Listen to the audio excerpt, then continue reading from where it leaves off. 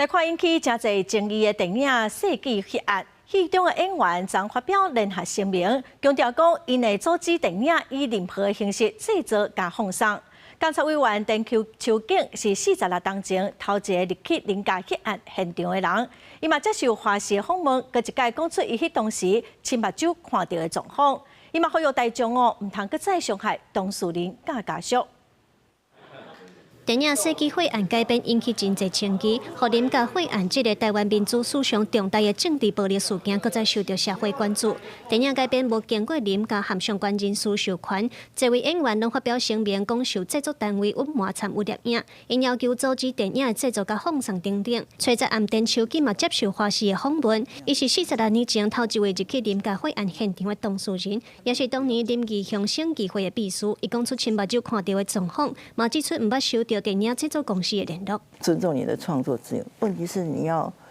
去讲一个我亲眼看过的这么痛苦、沉重、悲伤的真实事件，那么你是不是应该好好的来问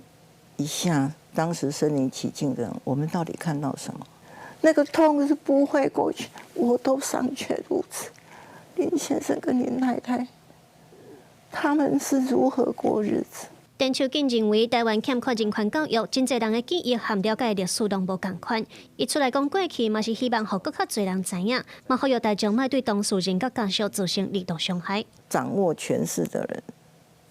以及他们的家属跟后代，今天一样享受这个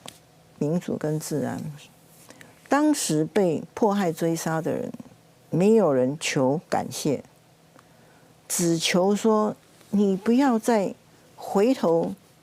二度伤害，甚至于因为不了解而嘲笑、看清这些人。陈秋瑾认为，伊甲代志讲出来，毋是为着制作冤仇，有人无认同嘛无要紧，毋过希望上无通了解当时发生啥物代志，透过无同角度了解为虾米社会对历史甲政治事件会有无同看法。按那根据中央社报道是指出，制作人郭无成证实电影《世纪血案》的无限期延期。记者卢尚珠、郑俊尧台北报道。